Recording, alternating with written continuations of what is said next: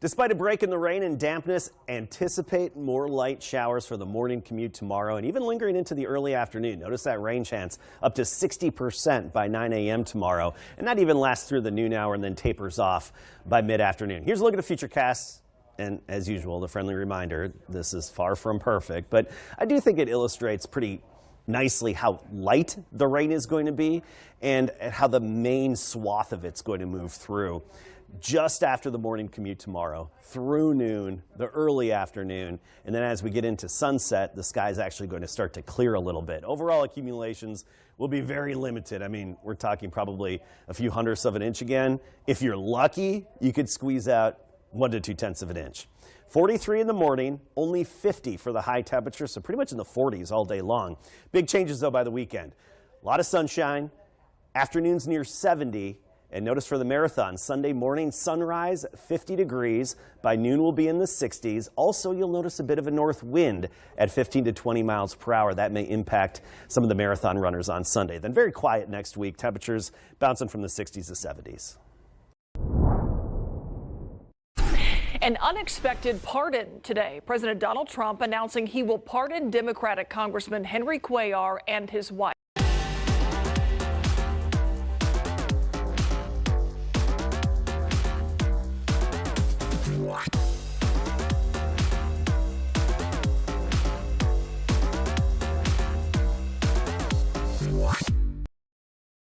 One San Antonio dad is sharing the story of how his son died because of the similarities to Breonna Aguilera. We'll tell you what we know about the case. The federal government reopened about 3 weeks ago, yet nonprofits like the San Antonio Food Bank say San Antonians still rely on them in record numbers, hence the empty shelves that you still see here at the warehouse. Why this isn't the only nonprofit reporting the same challenge. And we have a few tweaks to the forecast with the latest high-res data that just came in. We'll talk about the rain, how much we could get when it arrives, and the warmth into the weekend in just a bit. Live from KSAT 12, the Nightbeat starts right now. And we thank you for joining us tonight. I am Ernie Zuniga. And I'm Stefania Jimenez. Austin police say that, one San Antonio father says that a high-profile investigation feels all too familiar. He's talking about the case of Breonna Aguilera. We've told you about her, the 19-year-old A&M student who died this past weekend up in Austin. Now, we want to warn you, this story involves suicide, and some of the details may be hard to hear. Austin police say Breonna fell from a 17-story apartment complex balcony, and this happened at the building you're looking at right now. Now, in a news conference earlier today, Austin PD told us that investigators found a suicide note from Breonna and other evidence indicating self-harm. But we've spoken to Breonna's mother multiple times over the last few days, and she says she believes someone was responsible for her daughter's death. Now, it is a complicated story, but one with eerie similarities for a local family here in San Antonio. Night Team's Avery Everett now joins us live in the studio. And Avery, you spoke with the family of Grant Hernandez. Why? It's because of the similarities in these stories. Grant died by suicide at the exact same apartment Breonna was found. And he was also 19, and he was also a Texas A&M student. Now, this is the first time his father is opening up about Grant's death, and he says it's because he wants Breonna's family to know they're not alone. It's like, how does this happen? It's just like so similar to my son. Ezekiel Hernandez says he can't ignore the parallels, a reminder of a loss that never left. I just want her parents to know, that something similar, same place happened. Ezekiel's son was 19-year-old Grant Hernandez. Grant died in January of 2019. He was a Texas A&M student on break, visiting a friend at UT Austin. The Travis County medical examiner ruled Grant's death a suicide after he fell and there were drugs in his system. He fell 250 feet from the 18th floor. So when news broke this week about Breonna Aguilera, Ezekiel saw the similarities, and he says he felt compelled to speak up. Somebody's got to know something or maybe held accountable, I guess, in some way. I'm not sure. Grant and Breonna went to the same school, were the same age, and both fell from a balcony at the exact same apartment complex. Austin police confirmed that location to KSAT on Thursday. 6 years later, why share your son's story now? We were in search of answers, too, and we never quite got the answers. I felt like we wanted, there's got to be some accountability somewhere. A father sharing his son's story, hoping Breonna's family knows they're not alone. So Grant's dad obviously told us that his son's case is closed, but Brianna's parents have retained attorneys. They're having a news conference tomorrow in Houston at 1 p.m. We will live stream that press conference and have coverage of it in our evening newscast. All right, Avery, thank you very much. And again, they have retained, one of the firms is the Gomez Law Firm here out of San Antonio. So we'll have more on that tomorrow. But all of this can be very difficult to hear no matter your age. And we want to make sure that you know that if you or someone you know is struggling right now, you certainly are not alone. You can reach the Suicide and Crisis Lifeline by calling or texting 988 or using the chat box at 988lifeline.org. You can also text MHA to 741-741 to reach the crisis text line.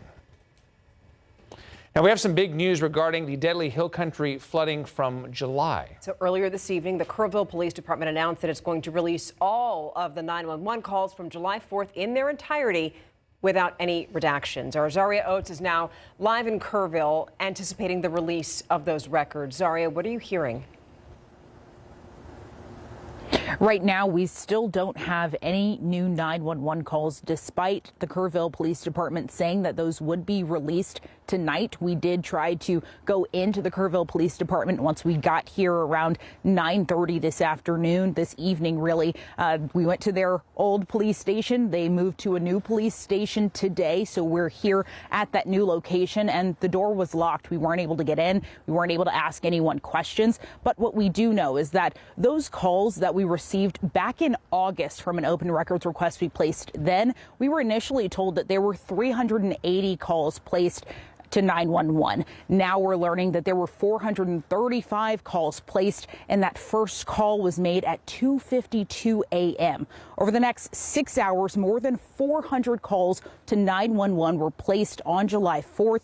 We also know that 106 of those calls were made in just 1 hour between 4 a.m. and 5 a.m. I do want to show you a graphic that we have of some of those key points that we know right now about this situation. We do know that all of the 911 calls are planning to be released with no redactions. We do also know that 8 media outlets requested this information through an open records request, meaning that legally, by law, they are required to release anything that will not prohibit or impact the investigation that they're ongoing with.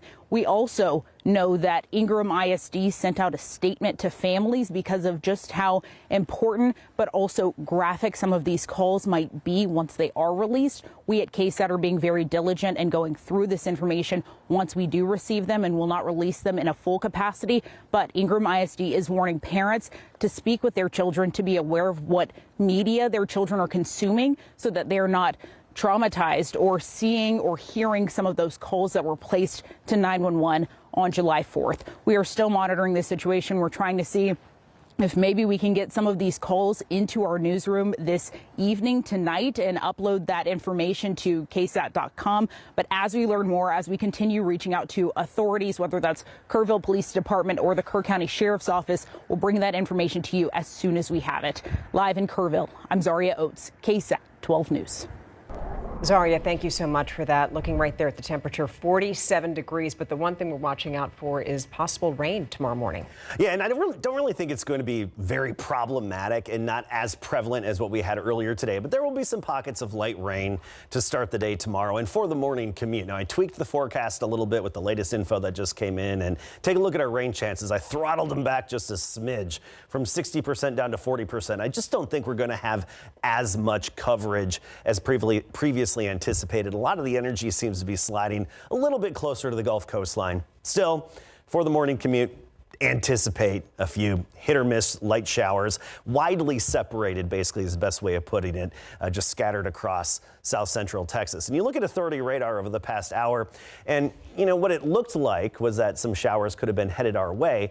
Unfortunately, this is just mid-level cloud cover that the radar is picking up off in the distance, so that's why it disappears as it makes its way towards San Antonio. But we should see the air saturate a bit, and again, some of those very light showers tomorrow. Still have that conveyor of moisture coming in from the Pacific, but that's a loft. That's the upper level moisture and rain-making energy. We'll talk more about the futurecast. I have the updated futurecast, how much rain we could get tomorrow, and some changes for the weekend, just a bit.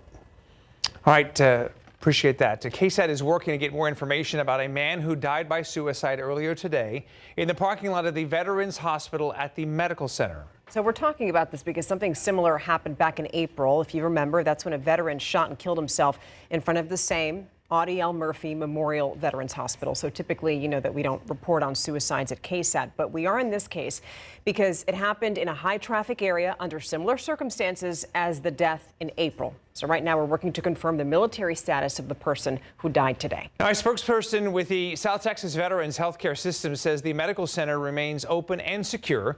And again, if you or someone you know are experiencing a mental health crisis, you can call 988 for help.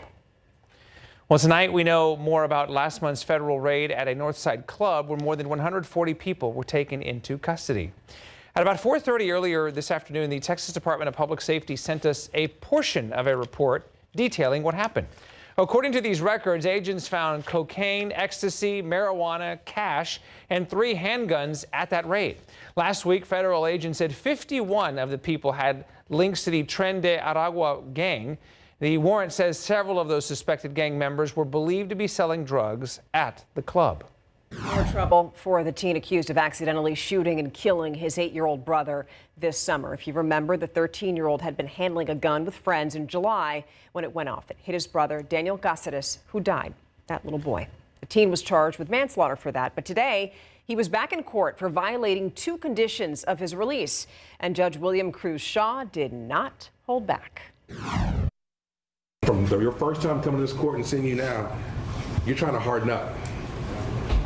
And you're not a gangster at all. The teen's going to be detained and have another hearing on December 18th.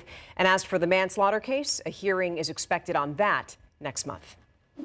Hi, still ahead, we are officially 3 weeks away from Christmas. We're going to tell you about some holiday events happening this coming weekend and how you can get involved. So now let's go back because it's been 3 weeks since the federal government shutdown ended. SNAP benefits have been restored, federal workers getting paid for their work again. So why are locals still seeking help in record numbers? We'll talk after the break. A Salute's holiday greeting is brought to you by Gomez Law Firm. On behalf of the Gomez Law Firm, we would like to thank all the military members out there for their sacrifices.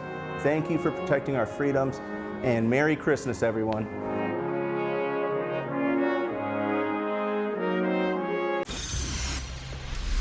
Who can forget the long lines, the very long lines that we saw last month over at the San Antonio Food Bank? Including that one. That was during the federal government shutdown when demand at food pantries and nonprofits surged as federal workers missed paychecks and thousands temporarily lost their SNAP benefits. Here's the thing, though. Today marks 3 weeks since the federal government reopened, and yet San Antonians are still going to food banks in record numbers. And tonight, we look at why things are still not back to normal. I am disabled, so I get a check, obviously, but, you know, it wasn't enough for everything. That was the least of it for Christina Garcia. The recent government shutdown was an uncertain time for the mother of 3. I found myself in needing to get assistance for groceries. Luckily for Christina, she found Parenting Plus. It's been crazy. Gina Meyer is the executive director for the nonprofit, which runs a food pantry and donates diapers and other goods to families. Gina says demand for those services surged during the shutdown, but hasn't evened out since. We were seeing about 400 to maybe 500 a week to maybe 1,500 a week. And something similar is also happening at the San Antonio Food Bank. The food bank has the data on this. It says that towards the beginning of the summer, it was feeding about 105,000 people a week. Then the Hill Country floods happened, and that number went up to 120,000 people a week.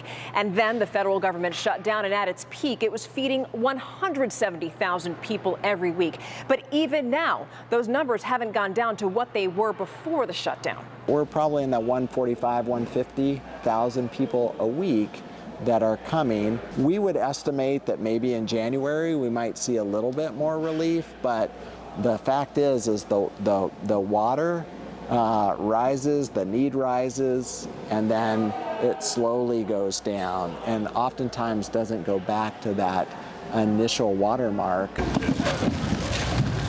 So as the food bank prepares to meet the steadily increasing needs of locals, Christina says she's grateful for the organizations helping families just like hers. Like a gem hiding, because when I got here, I was like, oh, well, we got a lot of help.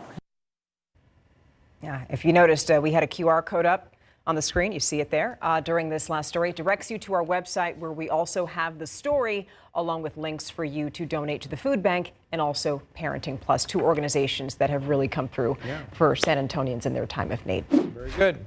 You know, it's never too early to spread some Christmas joy. For sure, and USAA employees and volunteers are doing that. They got together and made 13,000 stockings for troops, veterans, and those in VA hospitals. So the Soldiers Angels nonprofit gets together every year to make these care packages filled with snacks, gloves, and games. And some volunteers even write letters for those who are or were in the service. If you'd like to take part in that program, you can head to soldiersangels.org for more information. Okay, so here's something else to keep the holiday spirit going. Tomorrow through Sunday, Seguin is holding an event for you, for the community. It's called A Stroll to the Stable. 400 nativity scenes from all over the world are on display in that one space. You and your family can check them out, walk around, and listen to holiday music at the same time. It's really lovely. I was there earlier today, and I spoke with an 8-year-old who assembled a nativity scene. You're about to see it in a moment. Okay, because that nativity scene is made out of Legos. Like the star was the second hardest, and the angel. Then the most hardest one that I kept getting confused on was the donkey. There's lots of pieces. I think the things that you like about Christmas is what we're going to find here. So if you come through here, you're going to feel the things that you like about Christmas. Yeah, beauty, joy, happiness, peace. I can't think, I mean, it was just a beautiful event to go to. That, by the way, is the largest nativity scene on display at A Stroll to the Stable. Look at that. Also somebody playing the harp. It sounds beautiful.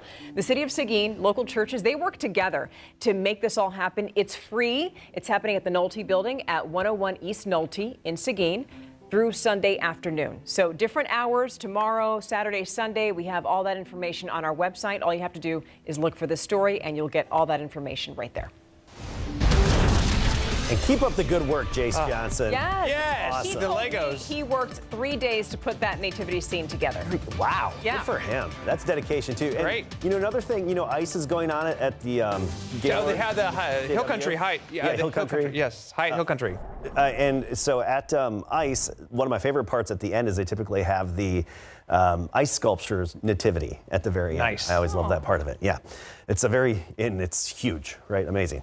Anyway, let's get to our headlines here. Tomorrow, light rain early in the day. We're talking through the morning commute and a little bit after. Also a cool day. Not similar to today. We'll get some afternoon sun, boost us into the 50s, but nothing significant. Still below average for this time of year. Weekend, sunny and warmer. We're talking temperatures back near 70 each afternoon this weekend. Now for marathon runners, on Sunday, sunrise 50 degrees. By noon, we're at 65, but there will be a wind that picks up out of the north at about 15 to 25 miles per hour. Hopefully it's at your back most of the time. Here's a look at the Futurecast. This is the new high-res computer model that just came in.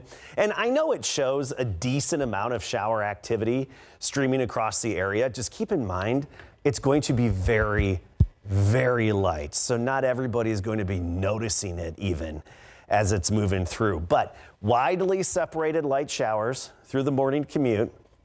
Later in the day, a lot of it's generally closer to the Gulf coastline. That's where the bulk of the rain-making energy we think is going to end up. And actually, I think by the afternoon, just like today, we'll see the thinning of the clouds and even a little bit of clearing as well. Now, this is a drought monitor from last week, so it's Thursday. We get the new one every Thursday. We'll start with last week. Look at Gonzales to Hallettsville, Yorktown, Cuero area, even over toward Falls City. And in 3, 2, 1.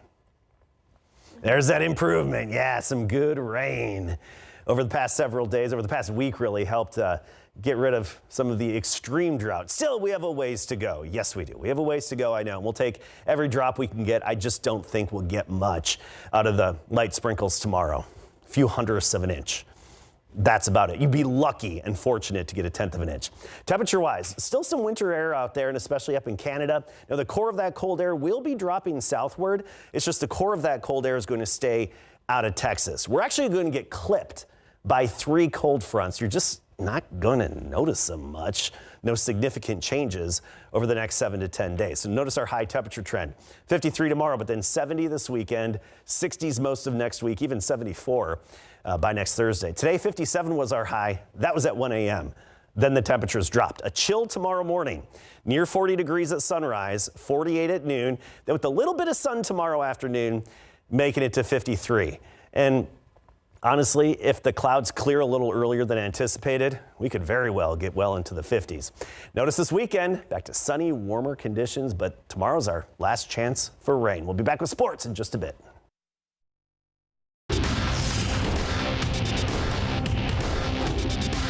Some of them we had ISOs and they gave me space and they wanted to play, and they played one-on-one, and I like my chances in a lot of one-on-one situations. De'Aaron Fox scored the Spurs' final 10 points last night, helping them win back-to-back games on back-to-back nights in Big Board Sports. It is the block heard around San Antonio. Luke Cornett denying Franz Wagner to seal the deal for the Spurs last night, helping them beat the Magic 114-112. And perhaps the best part was the scene right after, with Luke getting mobbed by his teammates. That was one of 3 blocks for Luke, and he certainly saved his best one for last, and he had every right to pose. He has 8 blocks in the last 2 games. Here's Coach Johnson on that last sequence and on Luke saving the day. Yeah, it's tough. You know, when you're up 2 in that instance, you can only lose, obviously, with the 3. So we wanted to take away that. And Jamal drew a great play and had Wagner at the rim. Luke's instincts were better than anything that we told him in the timeout as coaching staff. And the guys were fired up for him. Luke was extremely impactful tonight, more than the box score would suggest. And he left his imprints all over the game. And obviously, that last play was a representation of that. Spurs rookie Dylan Harper continues to impress, especially around the rim, where the young man is just magical. Last night he had 16 points off the bench. He missed most of November with a calf strain, but he's now scored in double digits in 3 straight games as he just continues to impress. I mean, he's been extremely dynamic. Just, you know, you don't see that many rookie guards being able to get downhill, and not only get downhill like that, but being able to finish amongst the trees. You know, you don't play against that type of size in college or in high school, night in and night out. And I think he's doing it at a high level, especially for someone that young, but he's continuing to get better game after game. He's been great for us since he's been back. After a day off, the Spurs will play at the Cleveland Cavaliers tomorrow night at 6:30. Controlling everything means winning out, pretty much. Yes, sir. So the playoffs start now for you? I mean, do y'all feel y'all in playoff mode now? Yeah, I think I said 3 weeks ago, just being honest with you, and nothing's changed. As I said then and we'll say it now, they can't even think of it as one game at a time. We just got to do our absolute best every day and take advantage of it and be good with the results we go out there and put. That was Dak Prescott earlier this week ahead of their matchup tonight at the Detroit Lions. And right now the Lions are leading the Cowboys 44-30 late in the 4th quarter. So a Cowboys loss will drop their playoff chances to 9%. Now CeeDee Lamb left the game in the 3rd quarter with a concussion. Winners are 4 in a row. The Houston Texans are looking to make it 5 straight when they play at the Kansas City Chiefs Sunday night. Thanks to the Texans' current hot streak, they're 1 game out of a playoff spot and 1 game behind Indianapolis and Jacksonville for the AFC South Division lead. And they aim to become just the 5th team since 1990 to begin 0-3 and qualify for the postseason, joining the 2018 Texans, the 1998 Bills, 1995 Lions, and 1992 San Diego Chargers. C.J. Stroud is looking forward to sharing the field with Patrick Mahomes. I mean, it's always cool to go play in KC, you know, against, you know, that team who's, you know, been really great for the last couple of years. I've been a fan of, you know, Pat for a long time, and just he's a heck of a player, and it's just really cool, you know, being about 5 years ago I was in high school, you know, watching, and you know, now you're competing against those guys. So, but yeah, I mean, I don't really think we have that. I don't really know him too well, you know, but I think, you know, he's a heck of a player, and anytime you get to share a field, you know, some legendary guys, you know, and you just try to gain their respect and, you know, move from there. The Texans are 2-5 lifetime at Arrowhead Stadium. Kick is Sunday night at 7:20, and the Chiefs are favored by 3.5 points. We're talking the 4th round of the high school football playoffs right after the break.